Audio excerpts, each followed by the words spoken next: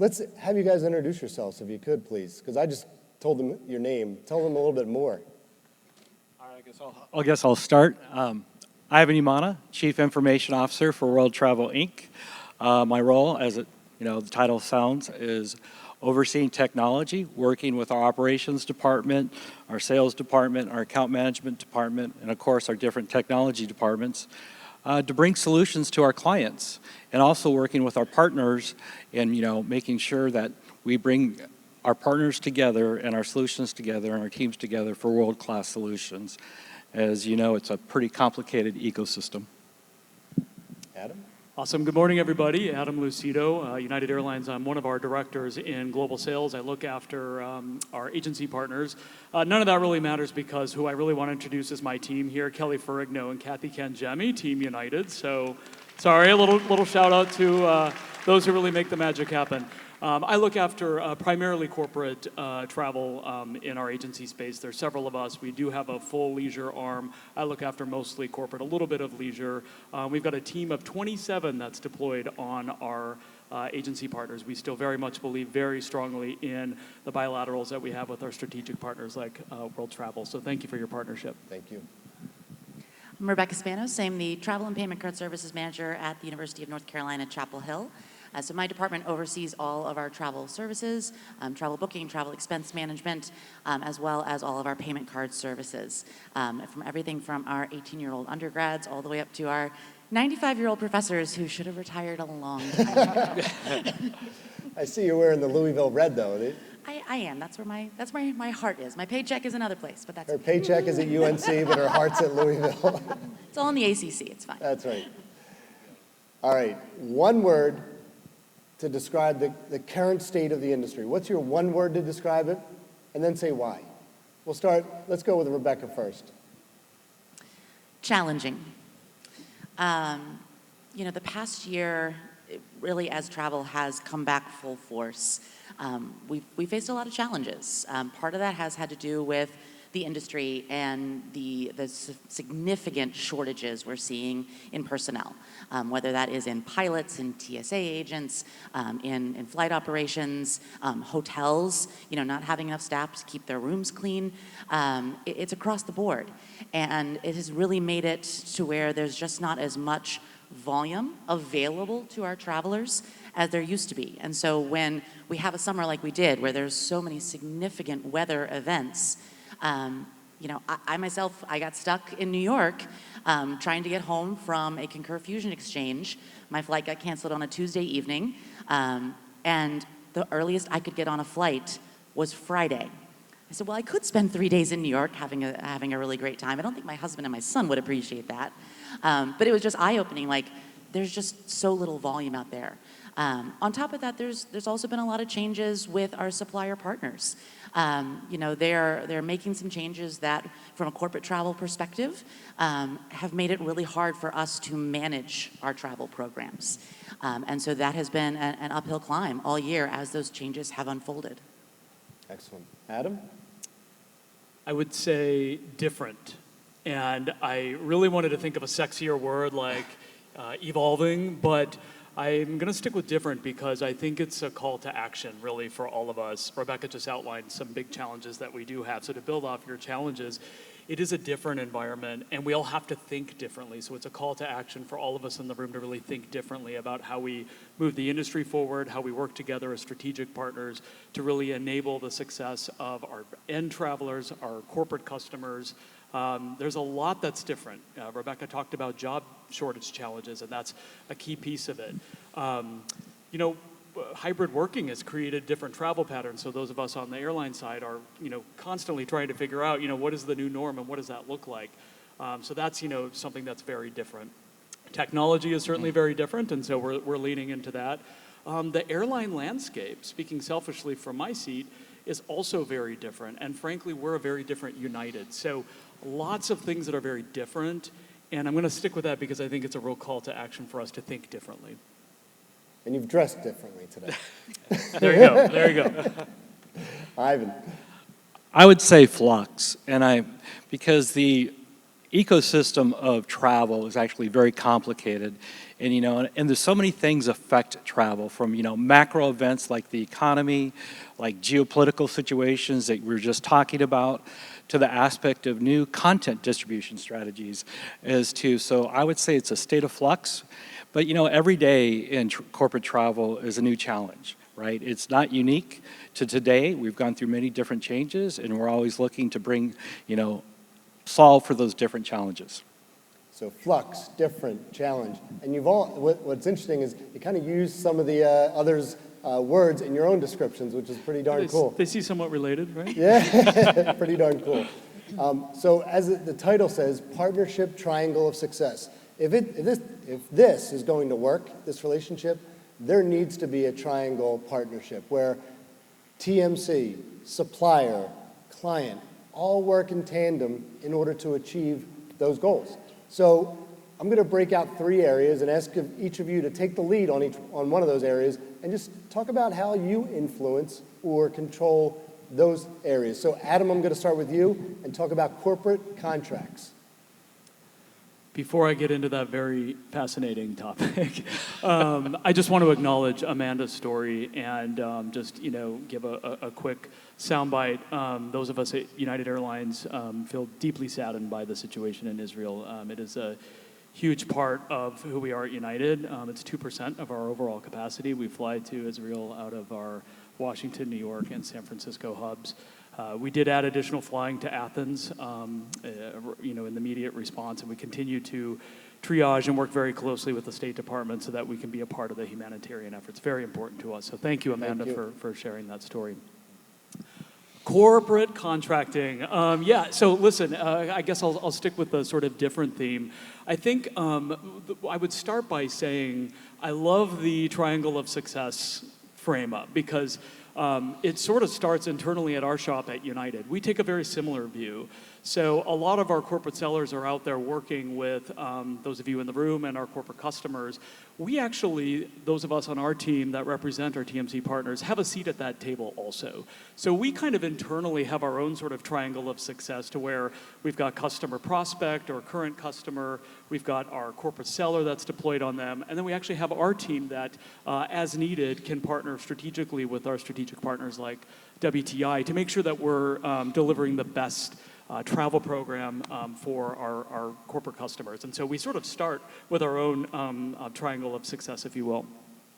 In terms of kind of what is different about corporate contracting now here at United Airlines, we at United for Business now have a new concept, and it's called United for Business Blueprint. It's something that we rolled out about 1.5 years ago.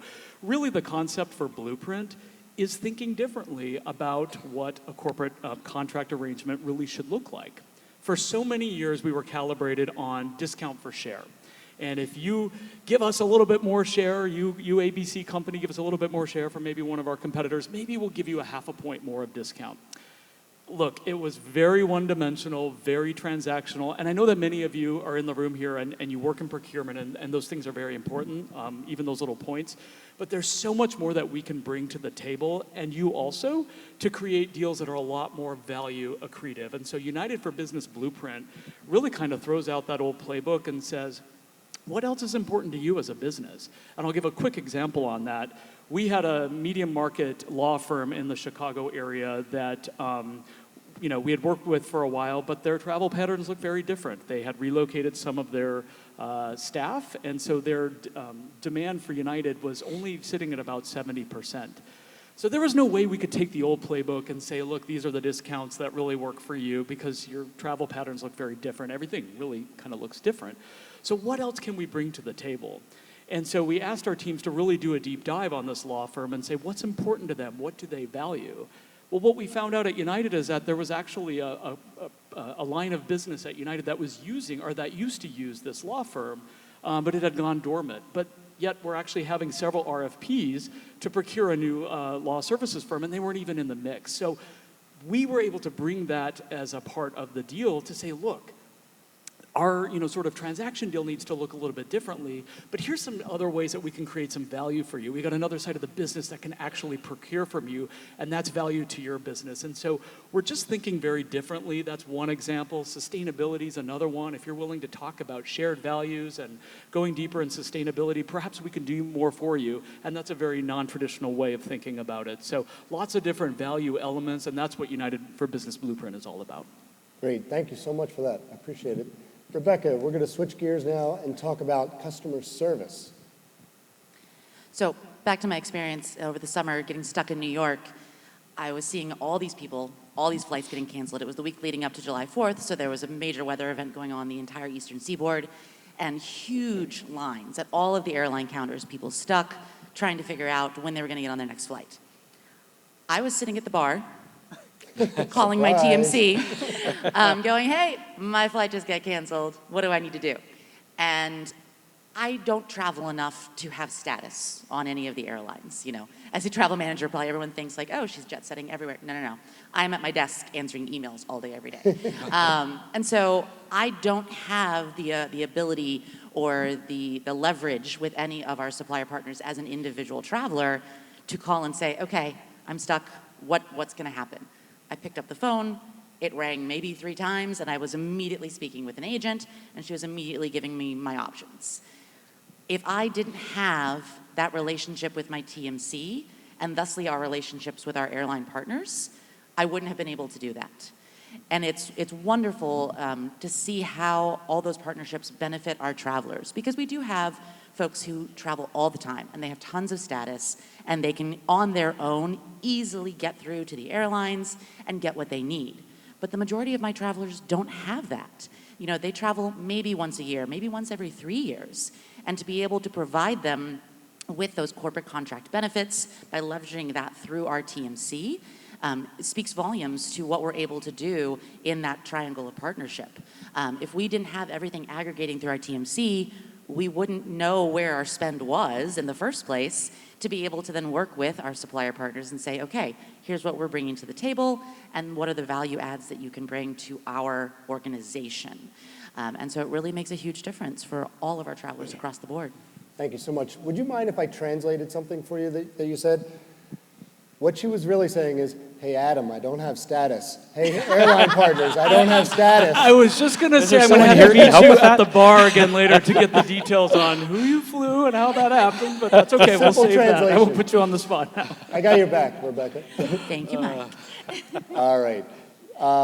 Third topic is consultancy. So I know we have a phenomenal team, account management and consulting team led by Barb Kubler and Lisa Lundquist. They do a phenomenal job. You lead the technology efforts. I'm going to ask you to talk about consultancy from both angles, technology and that person-to-person. Well, first what you mentioned is it's really a team effort at World Travel, right? It's working with our operations team, it's working with the account management team, and sitting down with our clients, like with Rebecca, as to, okay, what are your goals? What are your policy goals? And understanding the core requirements, that we're trying to deliver on is how do we manage cost? How do we make sure that we're adhering to your policy, what's important to you? But beyond that is an enhanced traveler experience, right? So that's what we focus on and get to understand what our clients need. And that team effort at World Travel is then what technology can we bring to the forefront to assist on those core goals? In an example of that, we had a conversation, I think last night, right? Where we're talking about, how can UNC leverage World VC? We're talking about how we're going to be delivering, a non-profiled traveler solution for our World VC card. It's kind of unique about that solution.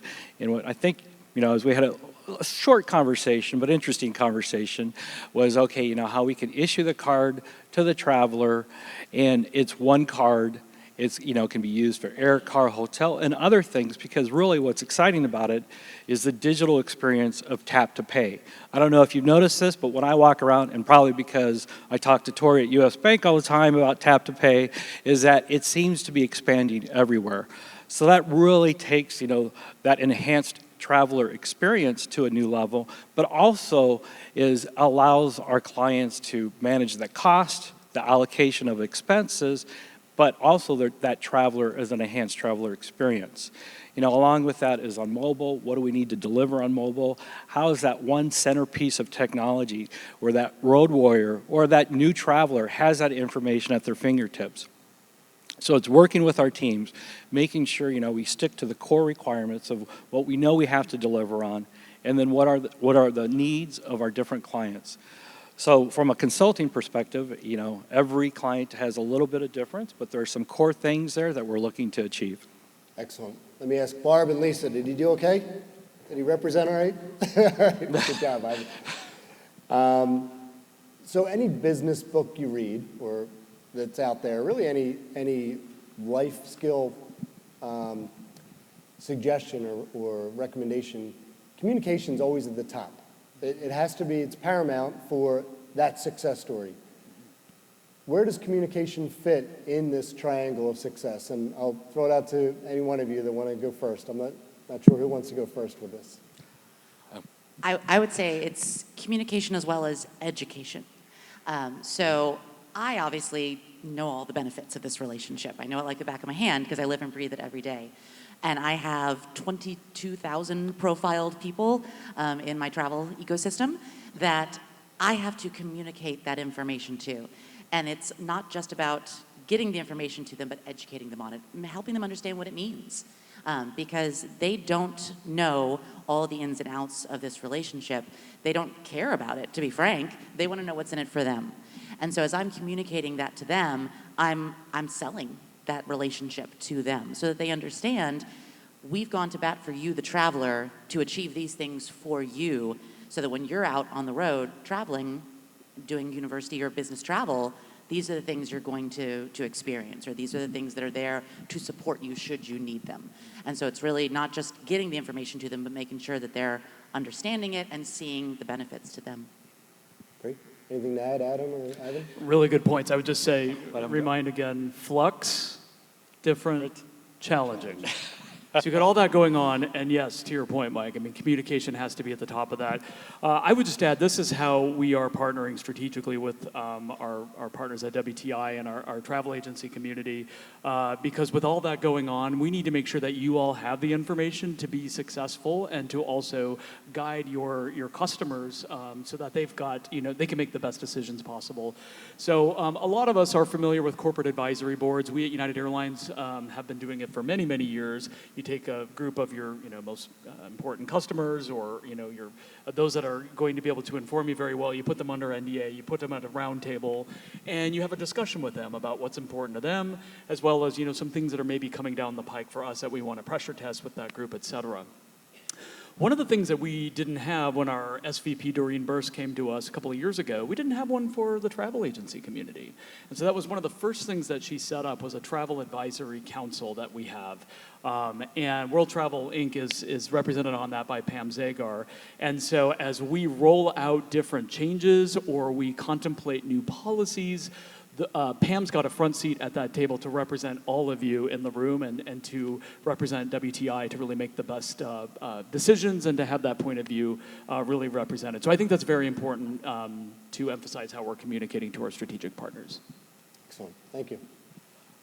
I'll say for me on the communication is making sure, as I mentioned, that, the flux, right? There's always change going on in the industry. And so how are we communicating to our clients as to how we're addressing those different changes? And what are we doing to make sure we're listening to their challenges that they have? An example of that is, what are we doing with new content distribution strategies? How are we addressing that? How are we working with our partners? What are they bringing to the table? Because we know everything changes in travel. That's the one constant, is that tomorrow will be different than today, right? And so it's making sure that we have that communication with our internal team members, with our clients, with our partners as to what we're doing, what works best, and what are their challenges, right? And so that's what I think is key, is, one of the things that, we've had that conversation about content distribution strategies, what we're doing, working with our partners, whether it's on an online booking tool or whether it's grabbing a reservation. And then how do we meet the needs from a reporting perspective? How are we servicing that client, that may get stuck in weather? As this summer, I know, seeing a couple emails from Pam, is that there was a couple disruptions that occurred this summer. Just a few, right? and making sure we're communicating to our clients about that. And what are we doing? What are the tools that we can bring to the table? Whether it's notification through a mobile app or, bringing that data together as to what we did. So it's that constant communication internally and externally with our partners and clients. Great, thank you. Last question, then we'll open up to the audience here. So I have a challenge for you. See what I did there? Describe something different, see what I did there again, or in flux, that's 3 times. The challenge is describe something different or in flux at your organization, something new at your organization that's going to affect the other 2 or others in the room. Rebecca, I'll ask you to go first. Well, Ivan already stole my thunder, but we're looking at our payment methods. We have some payment methods in place that are meeting the needs for some of our travelers, but we've got some gaps. And it's been something that's been on our roadmap for at least 4 years since I got hired, but we just have not made it a priority, or it hasn't bubbled up to the top of that list. And so we are talking to US Bank actually just 2 days ago, and then I had the fun of getting to tell them, oh yeah, and I'm going to see them again in Jersey, and we'll talk about it some more, and it's good. But wanting to really find all the solutions to meet the needs of all of our travelers. Because even if you travel once every 3 years, you're as important as the person that travels once every 3 weeks. And right now, we don't have that parity across the board for all of our travelers that we're wanting to achieve. So payment methods is one of our big focuses right now. Great, thank you. I would say at United, what's new and different is we're a different United Airlines altogether. It is something that we've been working on for several years in the making. We've really been focused on developing a rich culture that is the best it's ever been, and I've been with the company for 17 years. And I say that because I know WTI has such a strong culture, as you saw in the video there, being 100% employee-owned. So I know you value that and you recognize the value and the asset of a strong culture. It's better than it's ever been at United Airlines, and it really gave us a resiliency when we went through and had to endure this COVID pandemic. It gave us resiliency and confidence to be able to make some huge moves and strides in our collective business. We went out and bought a flight school to get out in front of the pilot shortage. But we didn't just do that.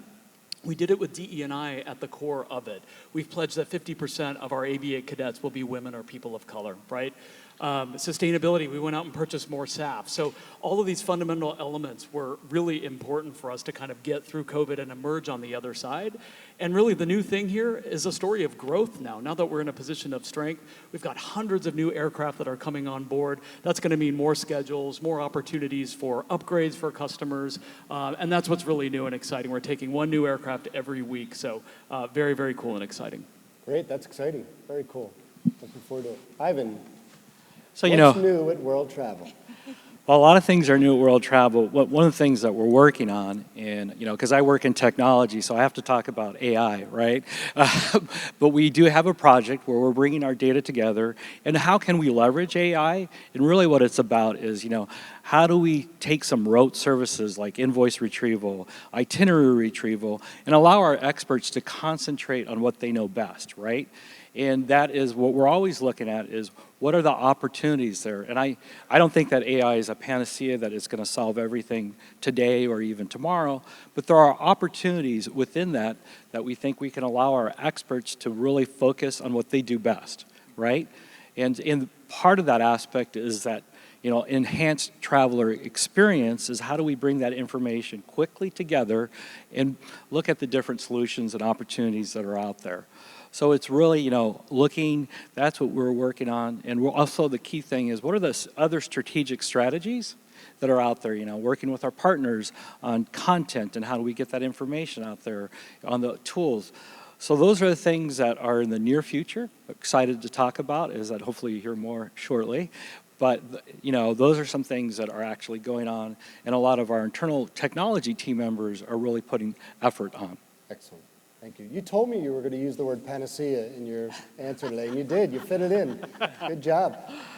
Let's open up to the audience. Any questions? Raise your hand real high. We have some microphones going around.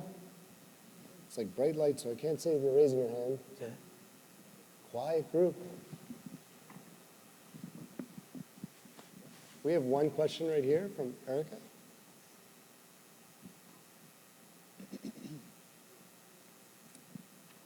Hi. This is for Adam. As we really hear about United making this effort to really embrace the corporate world, which, by the way, as WTI employee, thank you for that. There have been recent announcements by other carriers really kind of shifting away from the corporate community. But really, for travelers, it's all about the network. You can partner, you can do many, many things, but ultimately you need to be where you need to be at a certain time, certain day, in a certain hub. Has there been any thought given by United to maybe start covering differentiated hub strategies to sort of get closer to the corporate community? Excellent question. Thank you for asking it. I would start by saying that we at United, from a sales perspective, still firmly believe very strongly in corporate travel, and that's not going away anytime soon. Thank you. In fact, I just need to point out that between Kathy, Kelly, myself, the executive desk, which works directly with our customers, and our sales support, you have 5 layers of support dedicated to WTI and all of your clients. So we're not stopping that. We're going to very much continue that.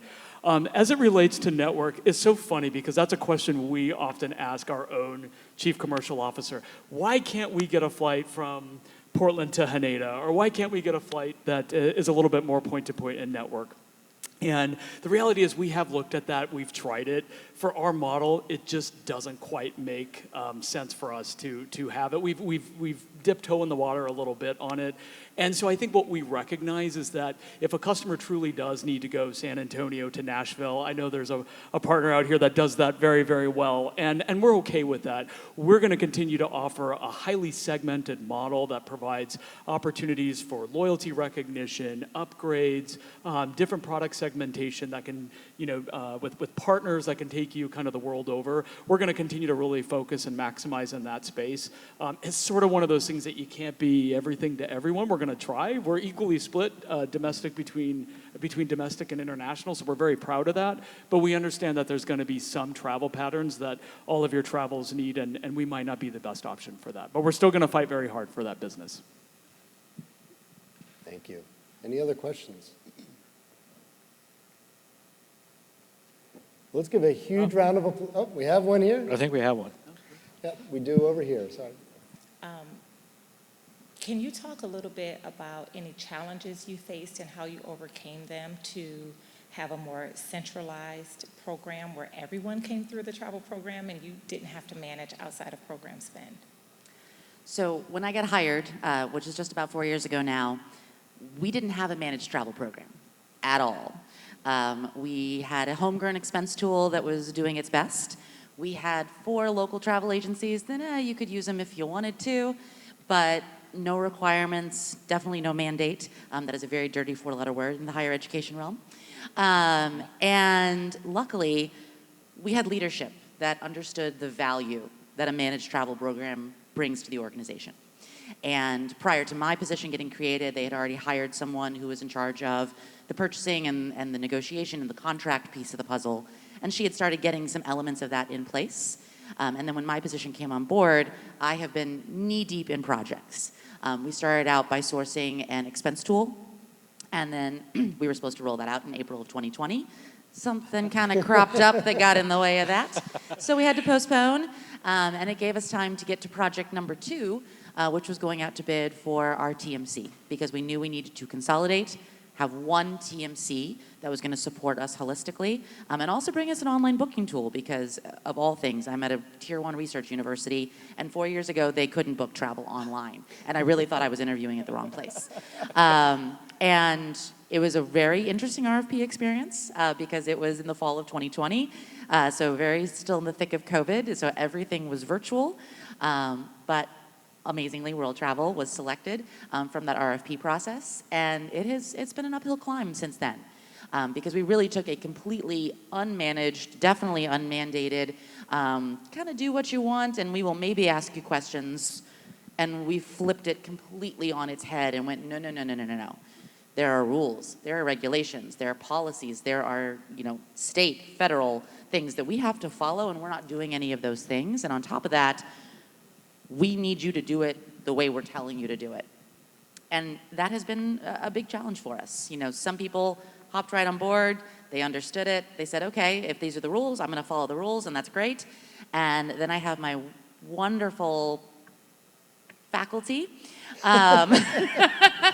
You started with the F. I thought you were going to say another word. Our faculty, who are incredibly brilliant in their field, but they think they know everything about everything.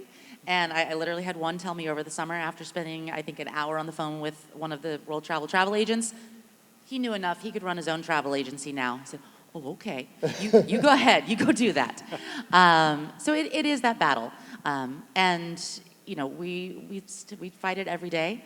But we know that there's value in doing so. We know we're bringing value to everyone by continuing to fight that fight and sell and market the program and the benefits to all of our customers. So it's not easy. We don't have a mandate, but we do have a very, I'll call it a soft mandate, where they still are required to utilize our systems unless they can prove a significant cost savings on their own. And that they're hard pressed to do that in most instances. So, you know, we still have to work on it every day, though. It's still a battle. Part of it is educating those new employees as they come on board, coming in from other institutions or outside of the higher education space. They may have been used to what they used to do at their former employer, and they don't think to ask questions. They just go off and do it the way they want to do it, and then we're catching up with them after the fact. So every day is a day for me to educate someone, to sell the program, to market the program. But I do it because I know that there's value in it, and it brings value to my organization, and why I'm willing to fight that fight every day. And that statement in and of itself speaks volumes to the success. We've seen it with not only Amanda's organization at the university, but several other companies and organizations. If there's not a champion, if there's not somebody as the #1 cheerleader, champion, advocate in the organization that's willing to have those conversations, it's not going to happen. So if you're out there and saying, how can we mandate, the first step is really raising your hand and saying, all right, I'm going to be the one to lead this. So kudos to you, Rebecca, because you really took that role on very well at UNC. Good job.